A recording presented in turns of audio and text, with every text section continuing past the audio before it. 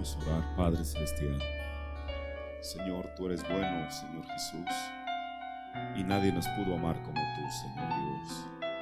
Padre, cuando nadie nos amaba, tú nos amaste, Señor. Padre, a pesar de que tú conociste el fin desde el principio, Señor, con todo y eso nos amaste, Señor, y no solamente nos amaste, Padre, sino que nos salvaste, Señor Jesús. Padre, y aquí estamos, Dios, como trofeos de tu gracia, Señor. Padre Celestial, en este proceso, Señor, en el cual estamos caminando para poder llegar a la perfección, Señor Jesús. Te pido, Padre Celestial, ahora, Dios, humildemente, que en esta mañana tú vengas una vez más, Señor Jesús, y tomes tu propia palabra, Señor.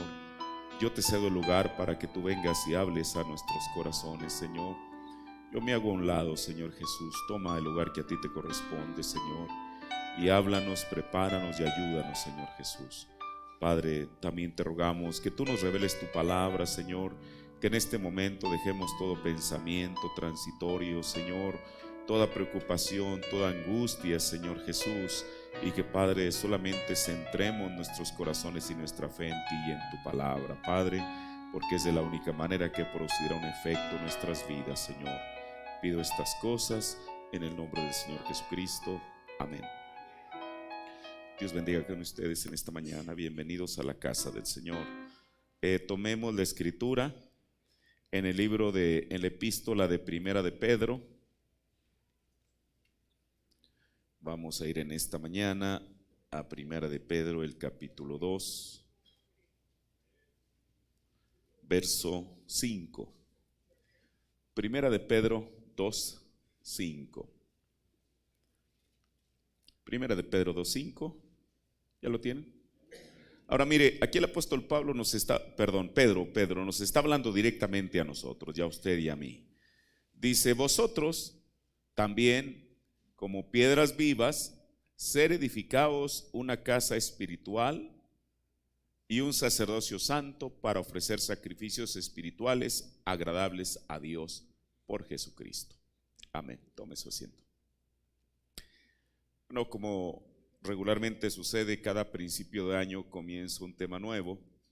Este en sí no es que sea un tema nuevo, de alguna manera va a ser la continuación de lo que terminamos el año pasado, el tema que terminamos sobre reclamando nuestra posesión adquirida.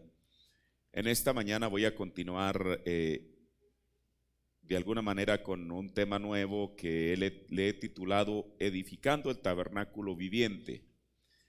Usted se recuerda el año pasado, será por el mes de octubre, noviembre quizá, escuchamos aquí en la iglesia el sermón La estatura de un varón perfecto. Bueno, así es como nosotros conocemos ese sermón predicado por el profeta de Dios. Pero uno de los 2 o 3 títulos que él menciona ahí al comenzar ese sermón es precisamente Edificando el Tabernáculo Viviente. Por eso yo tomé prestado ese título para hablar de lo que quiero comenzar en esta mañana. En esta mañana va a ser como una especie de introducción y bueno, espero que el Señor nos abra el entendimiento a estas cosas, porque realmente son para nuestro propio beneficio. Porque bueno, todos sabemos que al cielo usted no llega por buena suerte ni por casualidad. Eso no existe dentro de la economía de Dios. La Biblia dice, hablando de la iglesia de Cristo, dice, porque ella misma se ha aparejado, o sea, se ha preparado, se ha vestido. Eso no es asunto de decir, hermano, pues yo le caí bien a Dios y mire qué afortunado fui, tengo mucha suerte con Dios, voy a ser salvo, voy al cielo. No, eso no es con Dios. Con Dios las cosas no se manejan de esa manera. Ciertamente fuimos predestinados, fuimos escogidos para ser predestinados, hijos por medio de Jesucristo, pero en el trayecto el profeta dijo que el perfeccionado es el elegido. Lo dijo en Hebreos. Ahora, entonces, en esta mañana seguimos con el proceso de lo que terminamos el año pasado y queremos avanzar. Mire, la primera cosa es de que después de que la persona nace de nuevo, entonces debe comenzar su etapa de crecimiento hasta llegar a la adopción. Lo natural nos enseña perfectamente lo que es en lo espiritual. Un bebé no puede ser bebé, o un bebé, pero mejor dicho, como dijo el apóstol Pablo, que la vianda fuerte es ¿para quién? Para los perfectos. Ahí la palabra es para los maduros. también Pablo les dijo, ustedes pudiendo comer alimento sólido todavía tienen necesidad de leche. Ahora, no es que la leche sea mala. Usted no le puede dar a un bebé un bistec porque lo va a matar. Le tiene que dar un alimento de acuerdo a la edad. Nosotros todos comenzamos siendo bebés en Cristo y por lo tanto teníamos necesidad de leche.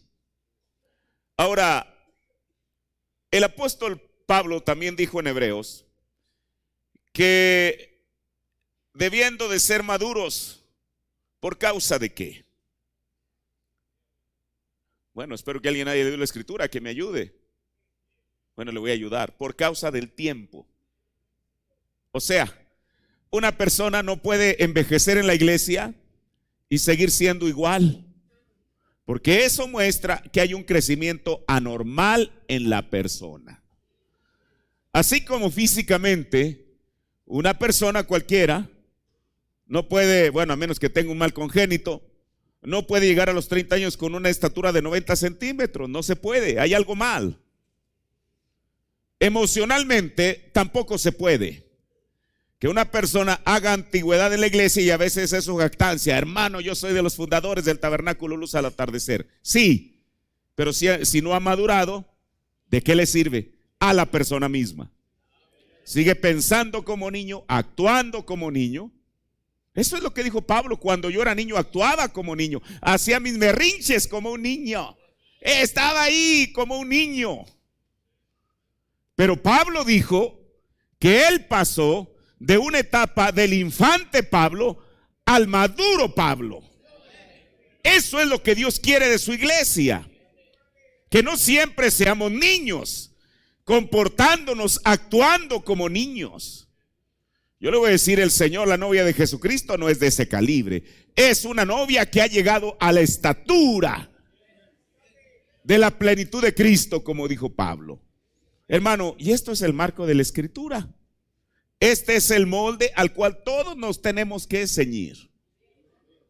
Por eso, después de que una persona nace de nuevo, entonces debe comenzar su etapa de crecimiento para llegar, así como nosotros fuimos embriones, fuimos fetos, cuando nacimos fuimos bebés, fuimos infantes, fuimos niños, fuimos adolescentes, fuimos jóvenes, fuimos personas maduras. De igual manera, en lo espiritual, porque hablando espiritualmente, cuando una persona llega a la madurez es cuando llega a la adopción de hijos de Dios. Eso ya lo vimos en los últimos sermones del año pasado. Ahora, llegar a la adopción no significa llegar a esa etapa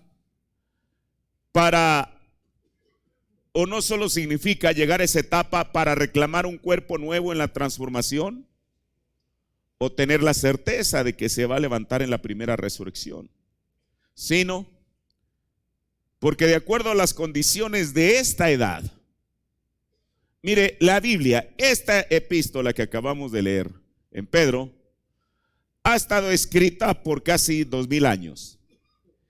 Y cada predicador, cada creyente que leyó la escritura, la entendió conforme él pensó que era correcto o conforme el predicador o el instructor le dijo. Pero cualquier persona sabe que estamos al final de todas las cosas. Entonces Dios tenía que traer para cumplir lo que dijo Pablo en Corintios. Mas cuando venga lo que es perfecto, lo que es en parte será quitado. La interpretación de esa escritura por el mensaje de la hora es: cuando venga la interpretación perfecta. Entonces, cuando llegue la interpretación perfecta de la palabra que ya ha venido, todas las demás interpretaciones tienen que ser hechas a un lado. Cuando llegue lo que es perfecto, la interpretación perfecta de la palabra, lo que es en parte, será quitado. Ahora, pero no solamente eso. ¿Por qué? Mire, Porque si hay un tiempo en el cual hay una confusión religiosa, es en este tiempo. Hay gente que para ellos su vía de alimentación es el YouTube, el internet. Por eso muchos de ellos a veces traen una Babel aquí en la mente, porque ya no saben a quién creerle. Uno dice una cosa, otro dice otra. Y mire, para mí sería una lástima que a estas alturas alguien profesando tener la fe que tenemos todavía quiera buscar al doctor, no voy a decir el nombre, a fulano de tal, a un predicador denominacional, porque ahí dijo algo que a la persona le gustó. No se puede mezclar el agua con el aceite, hermano. ¿Por qué? Porque solamente hay una interpretación perfecta. Cuando venga lo que es perfecto, la interpretación perfecta, pero el profeta agregó, con la vindicación divina. A mí no me importa cuántos buenos teólogos pudiera haber en el mundo, y sin duda alguna si el Señor tarda en venir lo sabrá, y no los desacredito, pero que muestren la vindicación divina. Eso es lo que hace la diferencia, porque este mensaje no solamente fue una enseñanza nueva, porque lo es, sino que trajo el respaldo de Dios detrás de él. Ahora, por eso, siendo que de acuerdo a las condiciones de esta edad tiene retos que la novia de Jesucristo tiene que estar a la altura de ellos. Y para poder estar a la altura de ellos, porque la Biblia dice, Isaías dijo, que cuando el enemigo venga como un río, el Espíritu de Dios, no el conocimiento humano, no la teología humana, la sagacidad humana, el pensamiento humano, sino el Espíritu de Dios levantará bandera en contra de él. Sí, hermano, como escuchábamos el otro domingo, y fue un mensaje perfecto y adecuado, que ante una gran oscuridad, no que avecina, sino que ya estamos inmersos en ella, ante una densa oscuridad, tiene que haber una gran luz, porque dependiendo de la oscuridad, es del tamaño de la luz que Dios envía. Y Dios ha enviado su palabra revelada. Por eso, mire, yo rara vez escucho a un predicador. Me refiero a cualquier otro predicador de cualquier otra denominación. Pero yo digo, aún cuando su ponencia pudiera ser buena, hermano, Dios ha enviado su alimento espiritual en su debido tiempo. Dios ha enviado su palabra, ha enviado su mensaje. ¿Para qué? Para que esté a la altura del reto de la hora.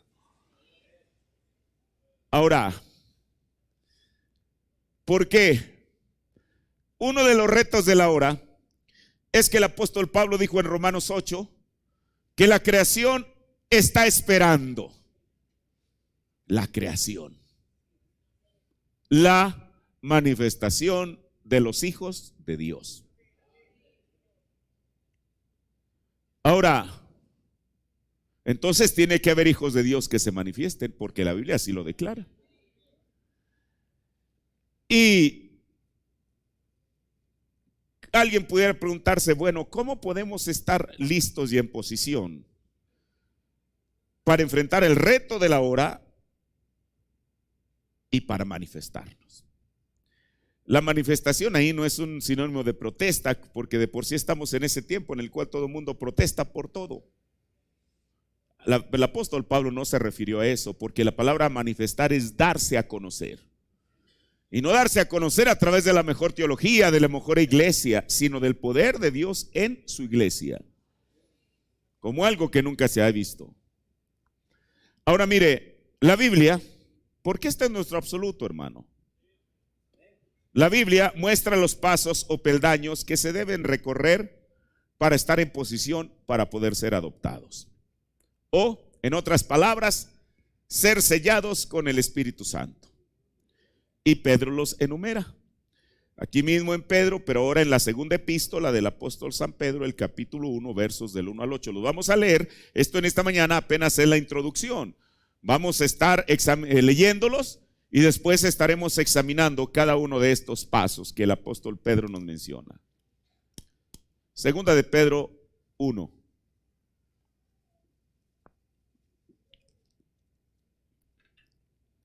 Simón Pedro, siervo y apóstol de Jesucristo, a los que habéis alcanzado fe igualmente preciosa con nosotros en la justicia de nuestro Dios y Salvador Jesucristo.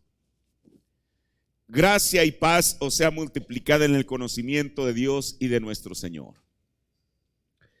Como todas las cosas que pertenecen a la vida y a la piedad, nos sean dadas de su divina potencia por el conocimiento de aquel que nos ha llamado por su gloria y virtud, por las cuales nos son dadas preciosas y grandísimas promesas, para que por ellas, ¿qué cosa? Fueseis hechos participantes de la naturaleza divina, habiendo huido de la corrupción que está en el mundo por concupiscencia. Después de que una persona ha sido participante de la naturaleza divina y ha huido de la corrupción que está en el mundo por la concupiscencia, que es el deseo carnal, después de eso, Pedro nos dice, vosotros, nos está hablando a nosotros, la iglesia, poniendo toda diligencia, no negligencia. O sea, el apóstol Pedro nos está diciendo que en lo siguiente que él nos va a decir debemos de ser, ¿qué? Diligentes. Como hemos dicho, el profeta de Dios dijo, si usted es negligente en ordeñar la vaca, se va a secar. Si usted es negligente en cepillarse los dientes, se le van a caer. Si uno es negligente en nuestra vida espiritual, nos va a suceder lo mismo. Si una persona es negligente en ir avanzando en esto, lo único que se va a convertir es un miembro de iglesia empedernido, que no solamente no va a avanzar, sino que va a ir en retroceso, que no solamente no va a ayudar, sino va a causar problemas. Por eso la Biblia dice, vosotros también, poniendo toda diligencia por esto mismo, mostrad primeramente en vuestra fe. Entonces, ¿qué es lo primero? Fe. En vuestra fe, virtud.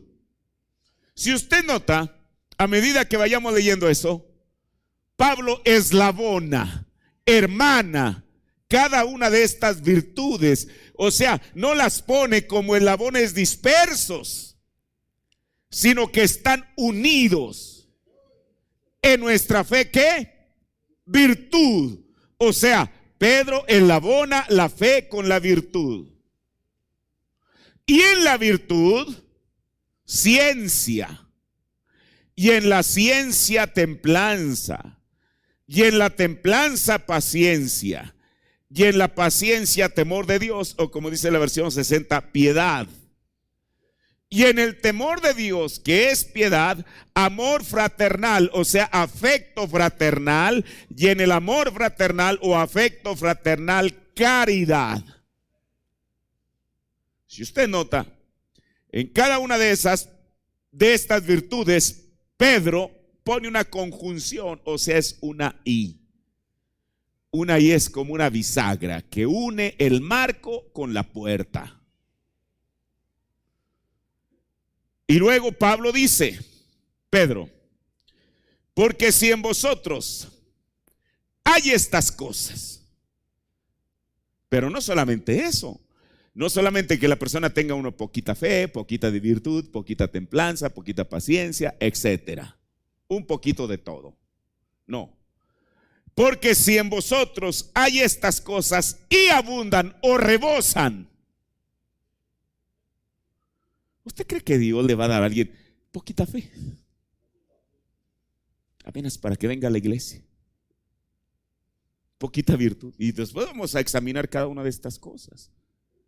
Si Dios le va a dar algo a alguien, le va a dar hasta que pueda decir: mi copa está rebosando. Porque si en vosotros hay estas cosas y abundan, no os dejarán estar ociosos. ¿Qué dijo el profeta que es la palabra ocioso?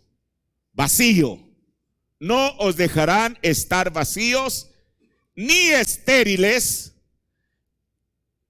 en el conocimiento de nuestro Señor Jesucristo. Comencemos a partir de allí. Ahora, el mensaje nos muestra, porque como yo le decía, esta escritura inclusive se ha leído a través de los siglos, pero el mensaje nos muestra la aplicación correcta de esta escritura. En el sermón Un Guía, predicado el 14 de octubre del 62, párrafo 103. Mire, y aquí está, qué bueno, no quiten esa esquema que está ahí, porque de ahí vamos a estarnos basando en lo que vamos a estar hablando durante todo este tema. Dice: primero, arrepentirse de sus pecados, su incredulidad, que ustedes no han creído estas cosas. Arrepentíos y luego bautícese. Eso es lo que dice la Biblia en Hechos 2:38. Arrepentíos y bautícese cada uno de vosotros. ¿Cómo? En el nombre de Jesucristo. ¿Para qué? Para perdón de sus pecados. ¿Y cuál es el beneficio? Recibiréis el don del Espíritu Santo. Arrepentíos y luego bautícese. Entonces el guía nos llevará de ahí en adelante. Ven, ese es el deber de ustedes. Es deber de ustedes arrepentirse. Es deber de ustedes ser bautizados. Es deber del guía llevarlos de allí en adelante. ¿Cuál es lo que el Señor nos demanda a nosotros? Arrepentirnos y ser bautizados. Y es Dios quien va a dar el Espíritu Santo. Después de que una persona se arrepiente y se bautiza, entonces lo siguiente, la promesa de recibir el Espíritu Santo, por cuanto es una promesa de Dios, entonces Él será quien dará el Espíritu Santo, como dice la Biblia, a los que lo obedecen. Entonces es deber del guía llevarlos de ahí en adelante, guiarlos de virtud a conocimiento, a templanza, a paciencia, a piedad y amor fraternal, y el Espíritu Santo los sella. ¿Ven? Entonces ustedes son una estatura completa, un verdadero hombre de Dios, una verdadera mujer de Dios, anclados en Cristo. Yo amo eso de anclados en Cristo. Ahora, antes de avanzar con esto, si examinamos la escritura de Pedro, de segunda de Pedro, esta carta que Pedro escribe no va dirigida a la gente del mundo, sino él dice aquellos que son de la fe igualmente preciosa. Pero no solamente eso, sino que él agrega que aquellos a quienes va dirigida esta carta son quienes han sido participantes o han recibido la naturaleza divina. Porque si una persona no está en esa condición, hermano, puede traer porque si una persona no está en esa condición todavía, no hay necesidad de que comience a escalar esa pirámide. Y ahorita el profeta nos va a decir por qué. Por eso él es enfático cuando nos dice a quién le está dirigiendo Pedro esta carta. Primero, a los de la fe igualmente preciosa. Gracias, hermano. Segundo, aquellos que han sido hechos participantes de la naturaleza divina. Y el mensajero lo explica en el sermón La posición de un creyente en Cristo, predicado el 22 de febrero del 55, párrafo 33. Miren eso: magullado, herido, rasgado, abierto de su costado con una lanza romana, para que por medio del Espíritu Santo pudiéramos ser bautizados en su cuerpo. Participantes de su naturaleza divina. ¿Lo captan? Entonces, ustedes se convierten en un participante después de entrar en su cuerpo. ¿Cuál cuerpo? No el cuerpo local de creyentes, sino el cuerpo místico del Señor Jesucristo, el cual está por toda la faz de la tierra.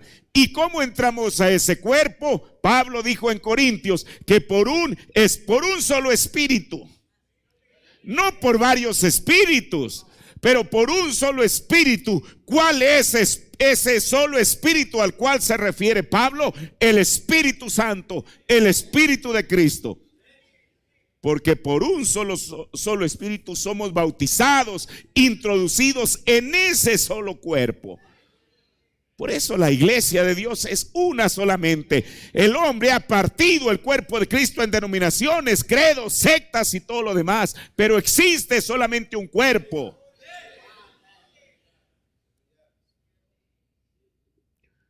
Ustedes se convierten en un participante después de entrar en su cuerpo. Un participante de su naturaleza divina, la naturaleza de Cristo en ustedes. ¿Cómo pueden engañar, robar, mentir, recaer, hacer proselitismo, todo lo demás con la naturaleza de Cristo en ustedes? Es imposible. Permitan que penetre solo unos minutos, porque es correcto. Pero si ustedes son partícipes de Cristo, entonces se convierten en una nueva criatura. Lo que dijo Pablo, 2 Corintios, si alguno ya está en Cristo, nueva criatura. Entendemos nueva criatura como nueva creación. Las cosas viejas pasaron y todas han llegado a ser nuevas. Todos nuestros guerrear. Esto es importante, hermano. Porque ciertamente somos guerreros y como dijo Pablo, tenemos que poner la armadura de la fe, pero no para pelear uno contra el otro. Porque si estamos peleando unos contra el otro, el profeta nos advirtió que aquellos contenciosos eran judíos, hermano. Aquellos contenciosos en el desierto quedaron postrados en el desierto mismo. Por eso, hermano, a estas alturas, al menos yo ya me fastidié. Bueno, que alguien quiere discutir, que lo haga, quiere recreer todo. O sea, yo ya no estoy para eso. Ya no, a estas alturas ya no. Pero entonces, ¿contra qué hemos de pelear? No uno contra el otro. Tenemos un enemigo común y ese enemigo común se llama Satanás, que no se le olvide, así se llama. Pues dice el mensajero, pero si ustedes son participantes de Cristo, ustedes se convierten en una nueva criatura. Las cosas viejas pasaron y todas las cosas han llegado a ser nuevas. Todo nuestro guerrear y quejas. ¿Quién está diciendo esto? Todo nuestro guerrear y quejas y preocupaciones y discusiones y temperamentos y todas esas cosas pasan. ¿Ve usted? Entonces, esto nos muestra que para siquiera empezar a escalar esto de este novia, tiene que ser un material especial. Que ya dejó atrás el discutir, el guerrear, el quejarse. Esas cosas ya quedaron atrás para alguien que quiere comenzar a escalar esto. Los demás, bueno, que lo sigan haciendo. Pero ¿qué es lo que van a hacer? Se van a ir quedando rezagados en el camino.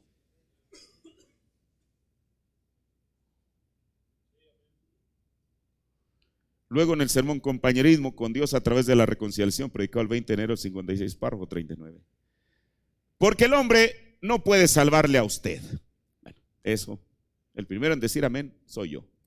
A mí ningún hombre me salvó. Ya a usted ningún hombre lo salvó.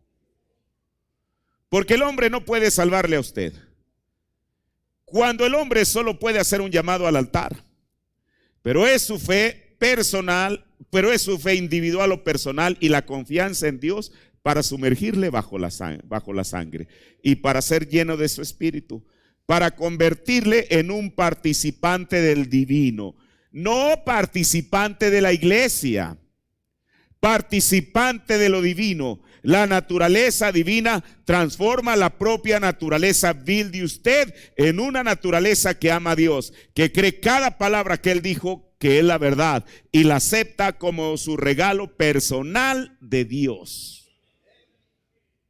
Entonces, cuando Pablo dice que aquellos que hemos sido participantes de Él, se incluye ahí en su naturaleza divina, se refiere a eso. Ahora, ¿por qué? Porque la naturaleza de una persona muestra el espíritu que está en esa persona. Entonces, cuando una persona tiene la naturaleza de Cristo en ella, no por una profesión, sino por una posesión, entonces tiene la naturaleza de Jesucristo, que es el Espíritu Santo. Y Pedro continúa diciendo esto: habiendo huido de la corrupción que está en el mundo por concupiscencia. Porque ese es el mensaje de hoy: huid de la corrupción del mundo. Mire, como el ángel le dijo a Lot en el Antiguo Testamento, encontramos esa historia, ya la conocemos, por eso solamente voy a referirme a Génesis 19, 17. Todos sabemos la historia. Dos ángeles visitan a Lot, no con el propósito precisamente de hospedarse ahí con él, sino de sacarlo, porque el juicio había sido decretado sobre Sodoma. Todos sabemos que allí había dos grupos: el grupo de Abraham, al cual le apareció Elohim, Dios mismo, el cual era Jehová. Eso es lo que dice la Biblia, que era Jehová. Y luego dos ángeles que en este tiempo fueron perfectamente identificados en la Escritura: Billy Graham y Oral Roberts. Ellos fueron, estos dos ángeles fueron con Lot. ¿Y cuál era el propósito de ellos?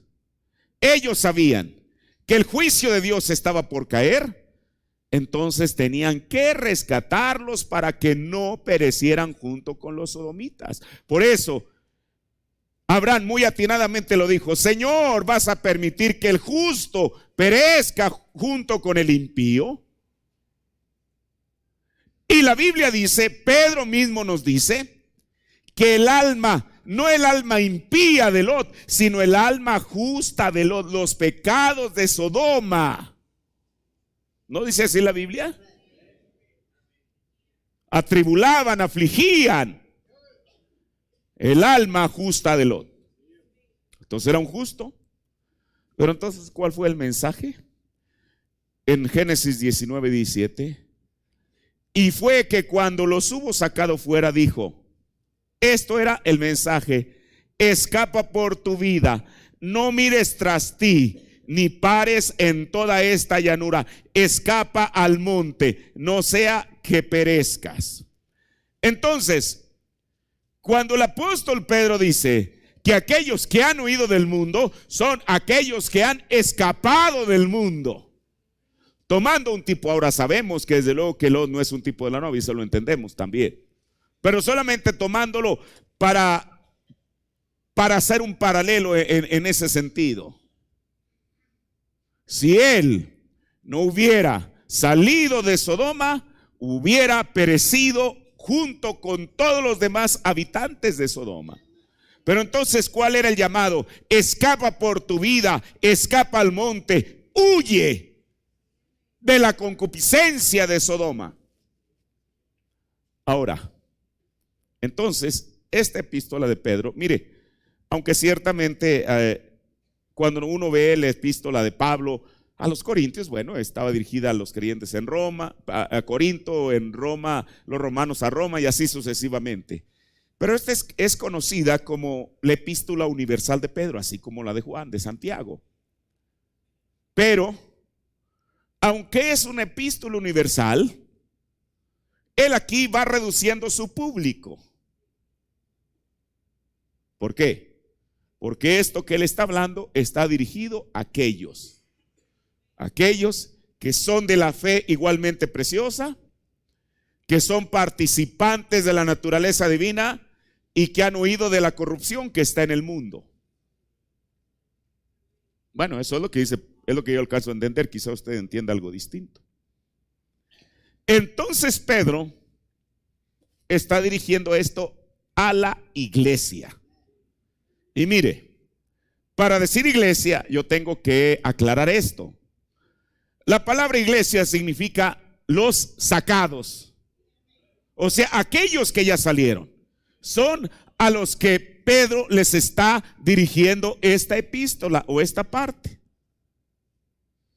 Ahora, antes de intentar escalar esta pirámide, se tiene que estar seguro la persona misma, no a través del lente del vecino, del esposo, de la esposa, de los hijos, de los padres, sino de la persona misma, porque a veces uno vive de la opinión de los demás. Oye, hermano, usted es un genuino cristiano, se le ve la cristiandad, le brota por los poros. No, hermano, la Biblia dice que ¿quién conoce el espíritu del hombre? Sino el espíritu que está en el hombre. Entonces, por eso, la Biblia, antes de intentar escalar esta pirámide, la persona misma tiene que estar segura de que ha nacido de nuevo. Y esto no es por la opinión de los demás, ni del predicador, ni del pastor, ni de nadie. La persona misma sabe. Y aquí es donde yo quiero comenzar. Mire, por eso es que el mensaje, hermano, es claro. Y qué bueno que Dios no nos tomó opinión ni a usted y a mí para enviar su mensaje. El mensaje, la Biblia es el pensamiento de Dios expresado. El mensaje es exactamente lo mismo. El pensamiento de Dios expresado. Ahora, ¿por qué? Mire, comienzo aquí tomando de la estatura de un varón perfecto, predicado el 14 de octubre del 62, párrafos 101 y 102. Ellos no lo pueden entender hasta que ese hombre nazca de nuevo. O sea, esto, escuche, no solamente ni lo puede escalar, pero ni siquiera lo puede entender. Entonces, cuando él nace de nuevo, es que entonces está en línea para compañerismo, porque él es una nueva creación. Ese antiguo carácter sospechoso, desconfiado que él tenía ha muerto. Él ahora es una nueva creación. Entonces lo ven, él no tiene nada que ver, él no tiene nada que añadirle ahora a lo suyo, porque será añadido automáticamente. Noten, uno tiene que nacer de nuevo. Y cuando ha nacido de nuevo, uno no puede haber nacido de nuevo sin tener fe. ¿Es correcto? Entonces pueden ver aquí en mi diagrama, en esto, que tengo el mismo fundamento. La fe es el fundamento de todo esto, porque sin fe es imposible agradar a Dios. El que viene a Dios tiene que creer que Él es y galardonador de los que diligentemente le buscan. ¿Ven? Él tiene que serlo. Y cuando usted duda de la Biblia, le repito, cuando usted duda de la Biblia, cuando usted duda que la palabra sea correcta, es mejor que usted se quede atrás hasta que primero la crea. Mire, porque uno, y yo creo que sería hasta una blasfemia decir esto, que uno quiera anteponer el mensaje a la Biblia. El mensaje es la Biblia revelada. Yo me pregunto, ¿cuántos de ustedes, ahora yo también escucho el mensaje, pero cuántos de ustedes leen la Biblia? ¿Cuántos de ustedes escuchan la Biblia? Y sabe que después de los domingos lo vamos a hacer al altar. ¿Se acuerda que tiempo atrás estábamos escuchando? Ahora la vamos a escuchar desde Génesis hasta Apocalipsis. Así como escuchamos al profeta de Dios, podemos escuchar también la Biblia, ¿o no? No hace falta que diga, no, hermano, yo no, porque me estoy bostezando. Bueno, mire, a estas alturas, como le digo, yo ya no voy a pelear. Solamente le estoy diciendo lo que es la verdad. Ahora, por eso, para poder escalar la pirámide hacia la estatura del un varón perfecto, uno tiene que tener primeramente como fundamento la fe, dijo el profeta, y la fe está basada en el nuevo nacimiento. Porque de otra manera será como la parábola que Jesús habló sobre el hombre prudente y el hombre insensato. ¿Qué es la palabra insensato? La palabra insensato es necio, tonto. Ahora, si nosotros leemos esa parábola de Jesús, ambos hombres estaban con un buen propósito. Dios no nos hace culpables por los buenos propósitos, incluso de año nuevo, que alguien tenga. Podemos tener buenos propósitos. Pero el asunto reside en qué estamos fundamentando nuestros buenos propósitos. Estos dos hombres tenían un buen propósito, que era, querían edificarse una casa. Y mire lo que el Señor Jesús nos enseña en esta parábola, en Mateo 7, 24 al 27.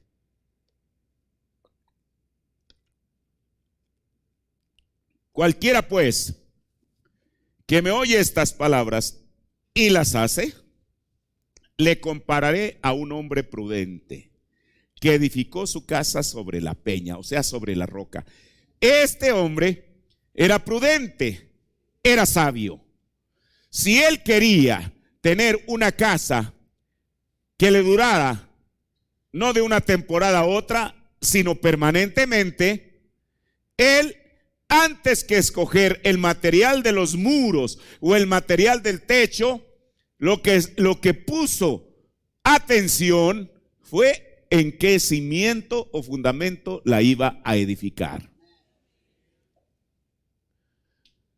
Y dice la Biblia, y descendió la lluvia, y vinieron ríos, y soplaron vientos, y tanto la lluvia, los ríos y los vientos combatieron, o sea, fueron en contra de aquella edificación.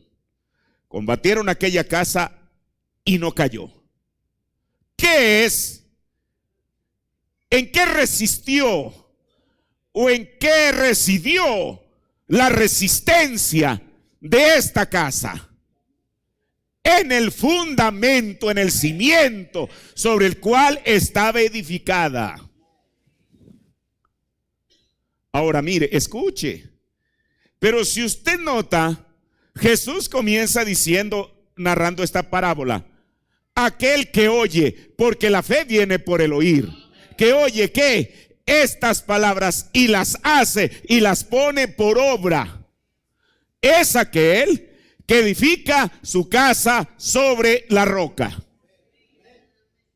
Pero luego, lo siguiente es que Jesús nos habla de aquel que escucha también, pero como dijo Santiago, es un oidor olvidadizo. Solamente escucha, es un oyente solamente. Y cualquiera que me oye estas palabras y no las hace, le compararé a un hombre insensato, o sea, un hombre necio, que edificó su casa sobre la arena.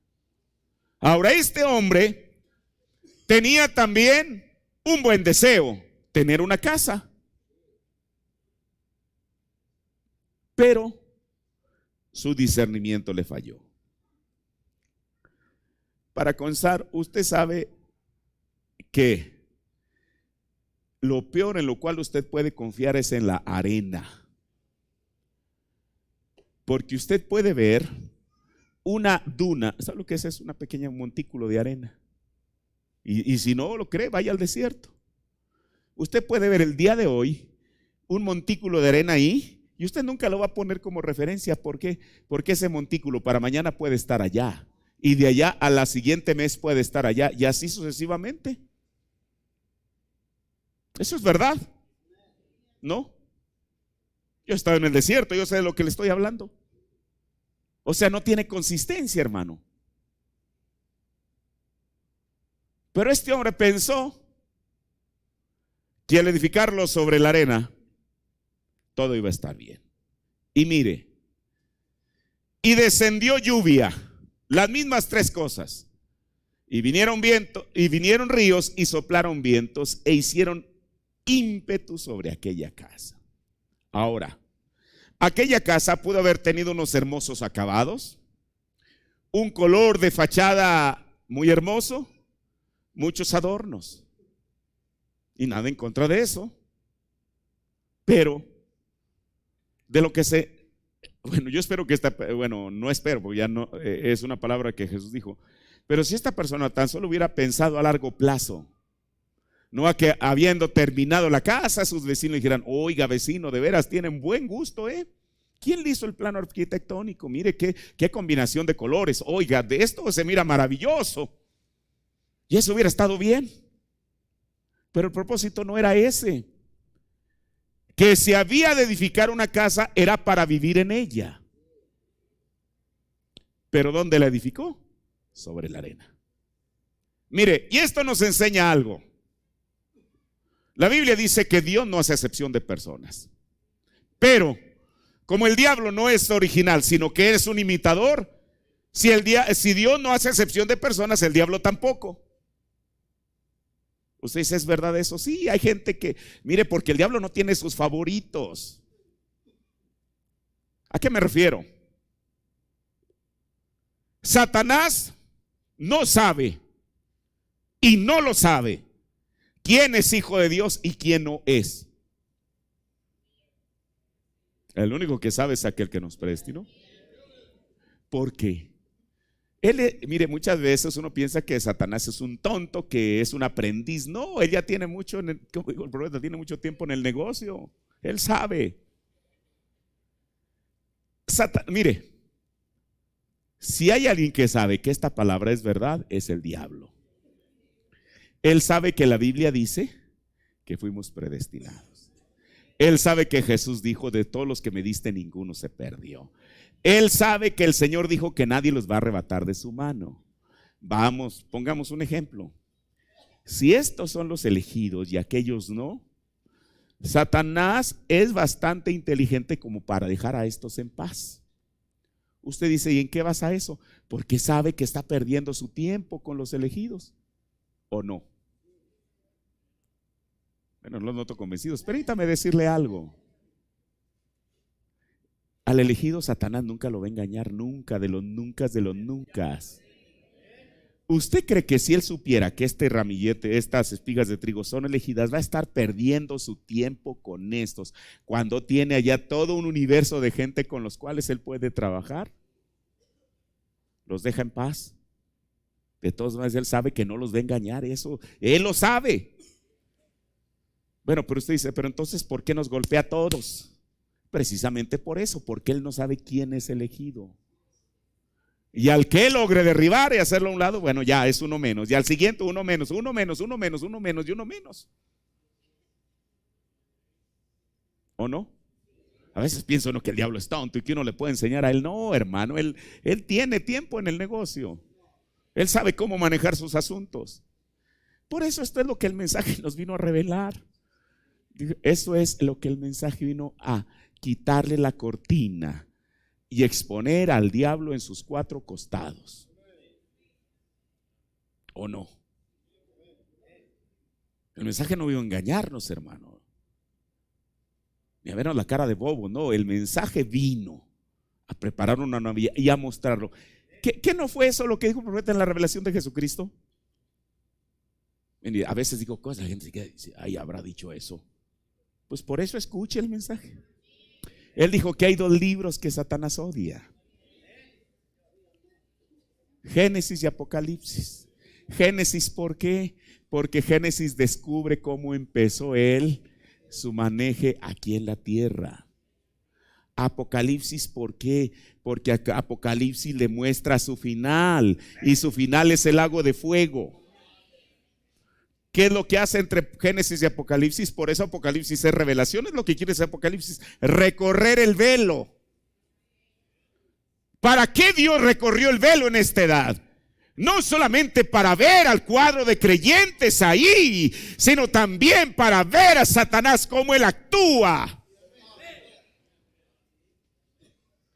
Los sellos estaban ocultos, no habían sido revelados.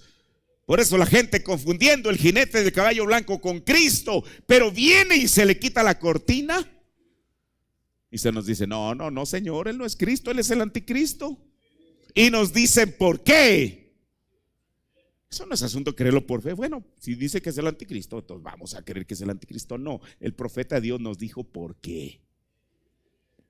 Se parece tanto a Cristo. Bueno, parece que estoy predicando de los sellos, pero eso es, mire, para no desviarme de mi tema. Entonces, ¿qué fue lo que hizo? Y descendió lluvia y vinieron vientos y vinieron ríos y soplaron vientos e hicieron ímpetus en aquella casa y cayó. Y fue grande su ruina.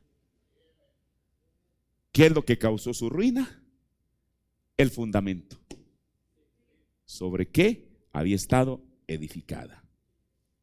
Por eso esto, para que no sea grande la ruina de nadie, es importante que tenga un buen fundamento. Ahora, mire, el material empleado para construir ambas casas pudo haber sido de primera calidad, así como Dios hoy en día envió lo mejor que tenía, su material de primera calidad. Pero lo que hizo la diferencia fue en el tipo de terreno donde fueron fundamentadas. Ahora, lo primero es la fe. Lo primero que debemos saber es que a Dios se le conoce por fe. Oh, espérame, voy a ir un poquito más adelante y luego regreso a esto. Porque el profeta dijo que es importante que la persona primeramente haya nacido de nuevo para que pueda escalar a esto. Porque él mismo nos advirtió que estos 7 pasos, estos 7 que usted ve, una persona los puede producir sin siquiera profesar cristianismo. Hay gentes que por naturaleza tienen fe, tienen todo esto. No necesitan ir a ninguna iglesia, ni del mensaje, ni fuera del mensaje. En la estatura de un varón perfecto, párrafo 87 al 92. Ahora quiero decir esto, que hay algunas personas que tienen una porción de esta virtud, conocimiento, sabiduría, paciencia y demás, que ni siquiera profesan ser cristianos. ¿Cuántos de nosotros no hemos conocido personas así? Por eso la gente piensa, cuando ve eso, dice, yo no necesito a Dios, yo tengo fe, tengo virtud, aun cuando quizá no sepan exactamente a qué se refieren cada una de esas cosas. Ahora, nosotros solo estamos enseñando escuela dominical, y eso es cierto. Hay algunas personas que tienen una porción de esto que ni siquiera pretenden ser cristianos. Pero eso no será suficiente. O sea, mire, ¿por qué? Porque una persona, aún teniendo estas cosas, sin profesar cristianismo, aquí es donde usted dice, bueno, pero si las tienen, ¿por qué no pueden pasar exactamente por el mismo lugar o por la misma entrada donde entra la novia de Jesucristo? Aquí le voy a decir por qué. Es como un pájaro negro tratando de ponerse plumas de pavo real en las alas para hacerse un pavo real. Él solo se degrada a sí mismo. Es mejor que permanezca como un pájaro negro, ¿ven? Así es cuando él intenta ejercer estas cosas sin ser un cristiano. Él simplemente está completamente fuera de lugar. Es como un árbol de sicómoro tratando de producir manzanas. No podría hacerlo, ¿ven? Aunque sí es un árbol, pero no puede producir manzanas. Es como un mulo que intenta producir lana, tratando de ser una oveja, cuando él es un mulo. Vean, él no puede dar lana, no puede hacerlo. La lana es un don para la oveja, no para el mulo. Él quizá intente actuar como una oveja, pero sigue siendo un mulo. ¿Ven? Entonces dice, pues yo puedo comer como una oveja, yo puedo hacer esto como una oveja, y no importa lo que usted pueda hacer, usted tiene que ser una oveja para que tenga lana. Y si me permiten detenerme aquí un momento, la oveja no manufactura la lana, ella tiene lana porque es oveja. Mucha gente quiere decir, pues me esforzaré en ser bueno, yo me esforzaré para hacer esto. No manufacture nada. ¿Qué es una manufactura? Es algo de hechura humana. No, usted no puede hacerlo. A una oveja no se le pide, no se espera que manufacture lana, ella da lana y lo hace porque es una oveja. Y cuando usted es un cristiano, usted sencillamente produce el fruto del Espíritu. Usted no lo manufactura, usted no se lo inventa. No intente, no se puede hacer algo que usted no es. Simplemente llegue a ser lo que usted debe ser y entonces eso vendrá por su propia naturaleza. Habrán oído a la gente decir, pues déjeme decirle, me hice miembro de la iglesia. Yo en verdad debería dejarme de mentir. Pues usted de nuevo está tratando de manufacturar algo. Usted no puede hacerlo. Así que no hay necesidad de intentarlo. De igual manera que un mulo puede forzarse a dar lana, él no puede hacerlo. O el buitre que trata de comer con una paloma, un buitre intentando ser una paloma. ¿Podría usted imaginar a un buitre allá diciendo, ¿saben? Soy una paloma. Ponerse unas cuantas plumas y diga, miren, me parezco. Ven, simplemente estaría todo fuera de forma. Es un hombre que está profesando ser algo cuando no lo es. Ven, usted no puede hacer eso. Ahora, pero el profeta nos dice que una persona para producir estas cosas no es esencialmente necesario que profese cristianismo. Una persona sin profesar cristianismo las puede producir. Pero luego vamos a algo más delgado. Pero no solamente sin profesar cristianismo se pueden producir, sino también sin haber nacido de nuevo. En Hombres Blasfemos, predicado el 4 de noviembre del 62, párrafo 85. Fíjense ahora aquí. Ahora todas esas cosas que primera de Pedro, el versículo 6 y 7, les dice que por su fe, eso es primero. Ahora yo digo que la gente afirma tener estas virtudes sin siquiera haber nacido de nuevo. Y yo creo que hice un comentario duro y dije que es como un pájaro negro tratando de ponerse plumas de pavo real y hacerse un pavo real. Y así hacerse un pavo real. Él no puede hacerlo. Tiene que ser una pluma natural saliéndole a él. Lo interno tiene que producir esa pluma para que salga. Ahora, ¿por qué esta declaración del mensajero? Porque desde la fe hasta el afecto fraternal tienen una contraparte. ¿Por qué? Una, la que el hombre que no profesa cristianismo o el hombre que aún profesando cristianismo no ha nacido de nuevo y la produce, cada una de estas cosas las va a producir mentalmente. Ahí va a residir la diferencia. Pero alguien que ha nacido de nuevo, estas cosas vendrán de dentro hacia afuera. Porque si es mentalmente, es como hemos dicho, poner a la persona en una camisa de fuerza. O sea, así como esto se puede producir mentalmente, desde luego que tiene que haber una contraparte. ¿A qué me refiero? Tiene que haber algo que sea producido genuinamente por Dios mismo. Una es algo mental y otro es algo que es espiritualmente revelado a la persona. En Hombres Blasfemos, párrafo 140 al 144. Ahora capten esta lección. Aquí está lo que está mal con él. Yo no debería encenderla para esto. Aquí está lo que está mal con el tabernáculo Branham. ¿Ven ustedes? Hay dos clases de fe. Hay dos clases de virtud. Hermano, es como si uno dibujara acá paralelamente otra, la misma pirámide. Y decir, miren, aquí hay una fe, aquí hay otra fe. Aquí hay una virtud, aquí hay otra clase de virtud. Hay dos clases diferentes de fe. Hay dos clases diferentes de virtud, como lo di el otro día. Dos diferentes clases de conocimiento. Dos diferentes clases de templanza. Uno piensa que es prohibición. Ellos tienen, esa no es la clase de templanza de la que Dios está hablando. Ese temperamento impío, incontrolable que usted tiene y cosas de este lado, hablando descaradamente, discutiendo. ¿Estamos escuchando lo que el profeta dice? Este es el mensaje. ¿Qué quiere decir? que una persona, acá en la otra pirámide, digámoslo así, una pirámide paralela, produciendo esto naturalmente, porque así como vimos en las dos edificaciones, esto va a tener que ser sometido a prueba. Y lo otro también. Y si esto otro, imagínese usted que aquí tenemos otra pirámide igual.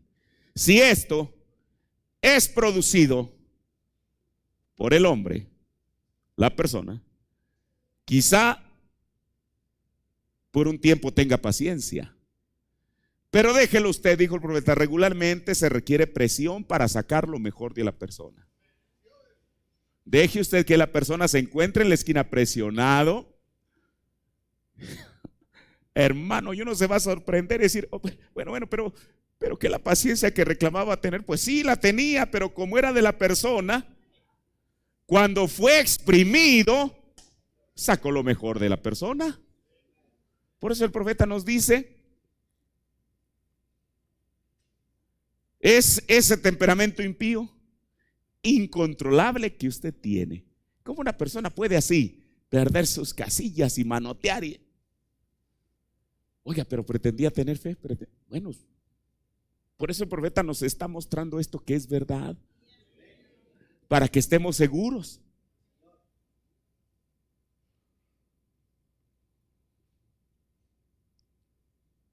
Ese temperamento impío, incontrolable que usted tiene y cosas de ese lado, hablando descaradamente.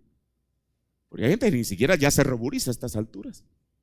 Hablan de quien sea, cuando sea, con quien sea y como sea. O sea, descaradamente. ¿Qué quiere decir descaradamente? Que ya no tiene rubor, ya no le apena. Y uno dice, oiga, pero es que no tenía, pues sí, templanza, conocimiento, dominio propio. Bueno, pues sí tenía. Pero ¿qué pasó? Vino la circunstancia y combatió contra la casa, y el hombre o la mujer, para decepción propia, se encuentra otra vez en el cimiento.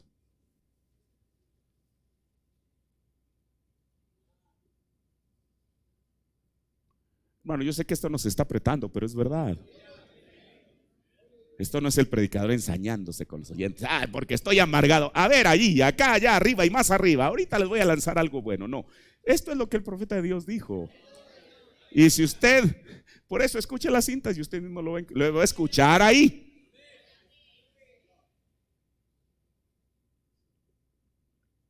Paciencia y demás. Hay una burla de eso. Un fingimiento de serlo. Una fe dada naturalmente. Una virtud dada naturalmente. Hay una templanza dada naturalmente. Y todas esas cosas son dadas naturalmente. ¿Qué nos está poniendo el profeta de Dios? Que no nos engañemos nosotros mismos. Porque como dice la Biblia, la obra de cada quien va a tener que ser sometida a la prueba.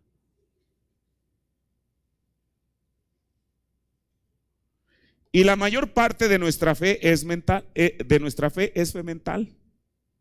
Al oír la palabra, nosotros nos trae un reconocimiento mental de Dios. Pero si esto viene de arriba, hermanos, si alguna vez le da a esto, hay una fe piadosa espiritual. Esta. Entonces, ¿qué hace esa fe? Esa fe reconoce únicamente la palabra. No importa lo que alguien más dice, solo reconoce la palabra. Porque en el principio era el verbo, y el verbo era con Dios, y el verbo era Dios, y la palabra todavía es Dios, y aquel verbo fue hecho carne y habitó entre nosotros. Y cuando la palabra misma es derramada en nuestra fe mental llega a ser una revelación espiritual. Ahí está la gran diferencia. Por esto, eso es lo primero que la persona se debe asegurar. Que esto que tiene, la fe, la virtud, etcétera, etcétera, no sea de una fabricación humana. O sea, que no sea usted, ahora una persona, ¿para qué se empeñaría en tratar de fabricar una fe, una virtud? ¿Sabe para qué? Para impresionar solamente a los demás. Para que lo pongan como ¿cómo se llama? Ahí en el pedestal. Oh, qué dechado de cristiano. Pero realmente quien se conoce es la persona misma, independientemente de la opinión que el público pueda tener de la persona. Por esto estas palabras, y le damos gracias a Dios por ello, porque nos está desnudando, digámoslo así, de esa manera.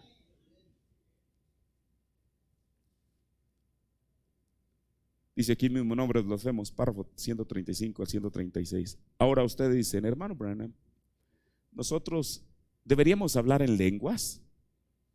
Absolutamente, esos dones son de Dios. Mire, porque esto es con lo que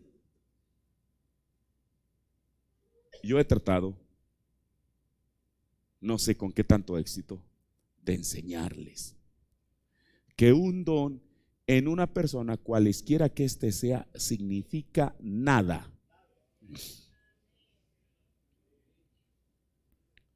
Porque alguien puede tener el don de ver visiones, don de discernimiento, don de hablar en lenguas, don de interpretar, don de sabiduría, los 9 dones a los cuales Pablo se refiere en 1 Corintios 12. Pero esos nada, absolutamente nada tienen que ver con esto.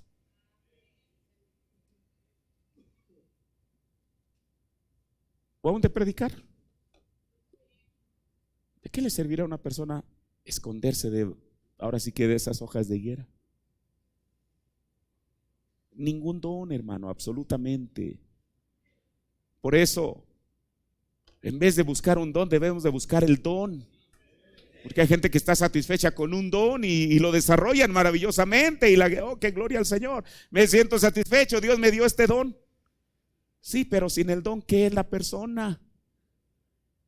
Estopa para la gran tribulación solamente. Y espero que esto quede claro, hermano. Hermano Branham, nosotros deberíamos hablar en lenguas. Absolutamente, esos dones son de Dios. El profeta nunca negó eso y yo tampoco lo estoy negando en esta mañana. Pero a lo que yo me refiero es que uno nunca se debe de cubrir. Ya tengo el don, cualquiera que este sea, y esto ya me da un mérito con Dios. Ninguno, hermano.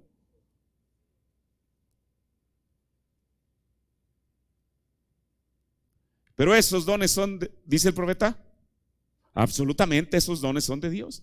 Pero esos dones de Dios, sin estas virtudes en ellos, crean una piedra de tropiezo para el incrédulo. No es aceptado por Dios.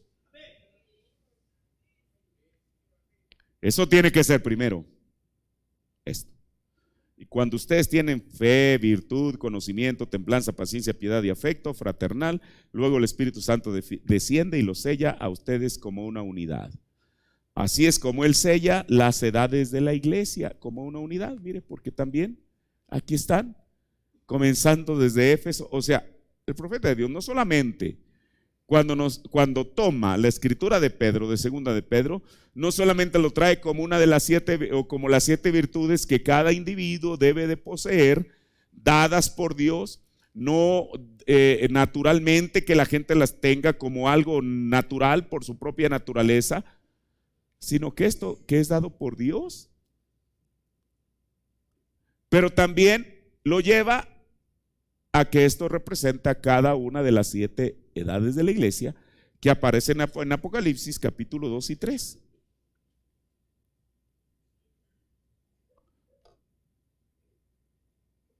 Dice, primero, fundamentalmente es fe.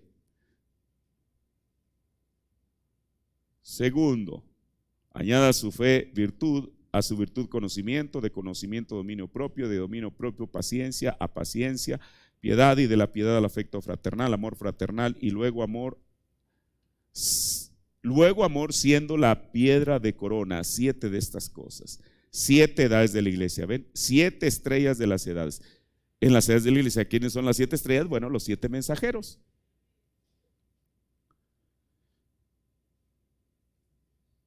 Y todo esto es templado juntamente por el Espíritu Santo. Ahora, eso es lo que se requiere para llegar a ser un siervo de Cristo. Cristo edifica su iglesia en 7 edades de la iglesia. Su novia, una persona, mujer, iglesia. 7 edades de la iglesia constituyen y forman la novia. Algunos sacados de esta edad, y algunos sacados de esa edad, y algunos sacados de aquella edad, y todos juntos y formándola como una pirámide. Por eso, a lo que Pedro se refiere con todo esto es crecer para llegar a la estatura de un varón perfecto. Y él enumera cada uno de esos 7 peldaños y virtudes que se deben de ir acumulando para poder ser coronado con el amor divino. Aquí mismo en Hombres Blasfemos, párrafo 94. Ahora Pedro dijo, primero fe. Ahora obsérvenlo muy bien. Vamos a enseñar por unos cuantos minutos. Fe ahora es su primera cosa.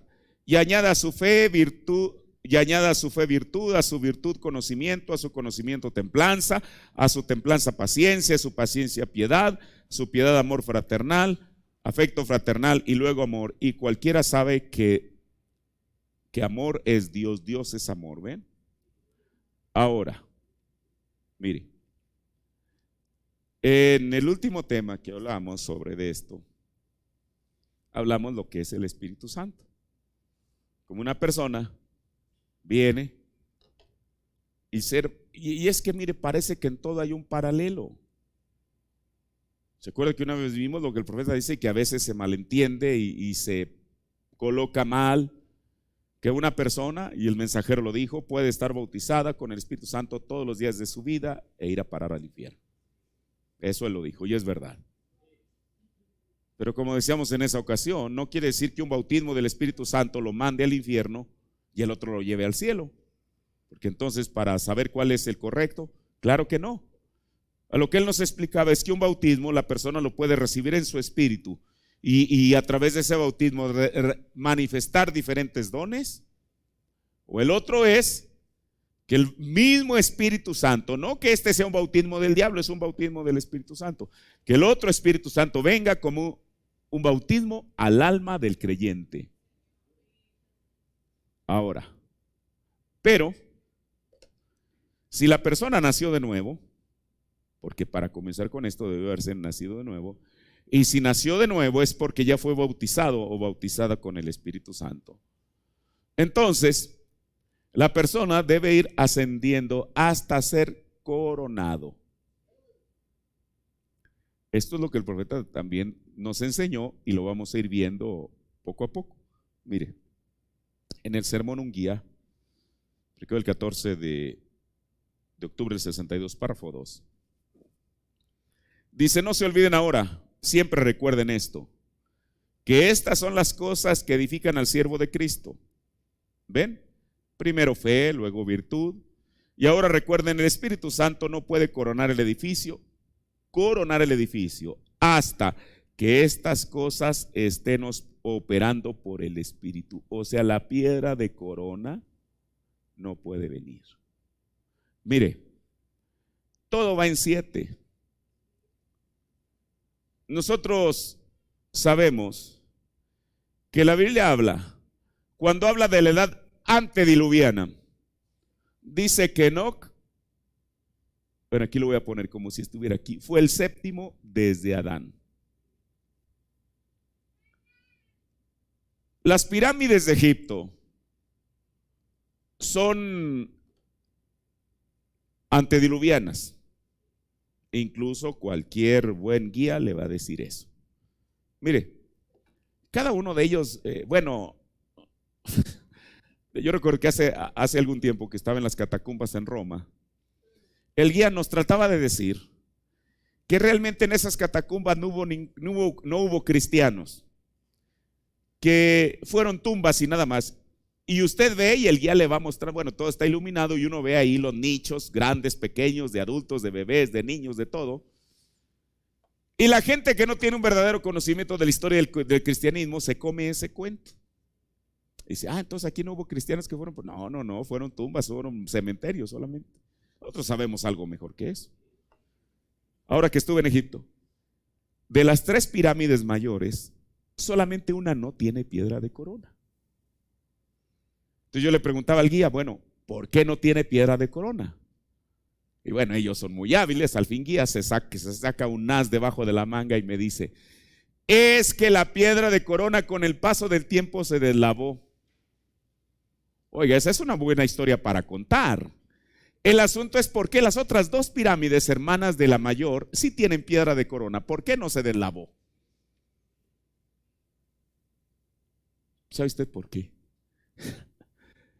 Aquí está escrita una Biblia. Adentro está la cámara del rey y hay 7 pasadizos para llegar a la cámara del rey. ¿Qué le parece? Otra cosa, cada pasadizo, conforme va avanzando, se va estrechando. De tal manera, porque en los primeros usted va, y bueno, si es un hombre alto, que cabe ahí, y ahí va avanzando, avanzando. En el segundo es más abajo. Tercero, más abajo, más abajo. El séptimo, para llegar a la cámara del rey, la gente lo tiene que entrar de rodillas. Eso nos muestra algo maravilloso ahí. ¿Por qué? Si esta fue la séptima y estas pirámides son antediluvianas, la razón que a esa pirámide no le fue colocada la piedra de corona es porque la Biblia dice que esa piedra de corona es Cristo y que esa piedra fue rechazada por los edificadores. Pero uno de estos días,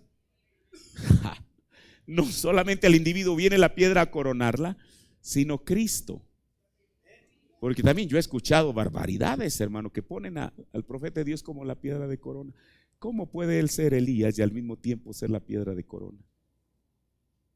La Biblia dice que la piedra de corona es Jesucristo. Y quien diga algo distinto, está diciendo algo distinto a la Biblia. Y si está diciendo algo distinto a lo que la Biblia dice, yo lo niego. No importa de quién venga. Aun si de mí mismo un día entrar en una locura y les dijera semejante cosa, usted no está obligado a creerme a mí, créale a la Biblia y al mensaje. Ahora, por esto, mire, por esto que ya estoy terminando, esto que dice el mensajero. Y ahora recuerden, el Espíritu Santo no puede venir a coronar el edificio de Dios hasta que estas cosas estén operando por el Espíritu. ¿Ven? No importa lo que ustedes hagan, ven, esas son las cosas que forman el cuerpo de Cristo, ven, esas cosas. Ahora no olviden eso. Aquí no es el primero, la fe de ustedes, virtud, conocimiento y demás han de ser añadidos a ella hasta que la estatura completa de Cristo es manifestada. Entonces el Espíritu Santo viene sobre ello y lo selle como un cuerpo. Estas cosas deben ser. Por lo tanto, Jesús dijo, por sus frutos se conocen. Ven, fruto, ustedes no podrán dar frutos sin que estas cosas lo produzcan en ustedes. Y entonces, cuando todo esto toma el lugar de mundanalidad e impiedad y demás, entonces toda incredulidad es echada afuera. Entonces todas las cosas del mundo han pasado. Entonces no hay nada sino una nueva criatura en Cristo. Y entonces Efesios 4:30 dice, no contristéis al Espíritu de Dios con el cual fuisteis sellados para el día de vuestra redención. Sellados en el reino de Dios. Ahora no olviden eso, mantengan eso en mente ahora. Se necesitan estas cosas primero. Escuche, termino. Entonces el sellamiento es el Espíritu Santo, la piedra de corona que nos sella dentro del cuerpo. Por eso, esto es el fundamento. Tenemos que tener ese fundamento para poder ir creciendo de fe, para no caminar con una fe mental, con una virtud mental, con un conocimiento mental, con un dominio propio mental, con una paciencia mental, con una piedad mental, incluso hasta un afecto fraternal mental. ¿Ve? Por eso se necesita tener el fundamento para no correr el riesgo que nuestro edificio se derrumbe o que vengan, como a cualquiera de nosotros vienen, los ríos, los vientos y las lluvias, y aquel edificio se reduce a nada. Por estas cosas, hermano, que se están hablando no es para tratar de fastidiar al oyente. Es porque yo mismo, usted mismo, tenemos que estar seguros de que realmente estamos en posición para poder avanzar. Por eso, todo lo que uno habla tiene que ser conforme a la Biblia y el mensaje. Eso es lo que vino el profeta a revelar, estas cosas que él dice en nombres nos vemos en la estatura de un varón perfecto, son verdad. Yo creo que son verdad.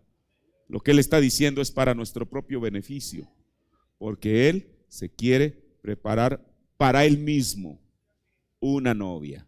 Y la novia, según la revelación presente de la palabra, tiene que poseer estas virtudes para que el Espíritu Santo venga y la selle.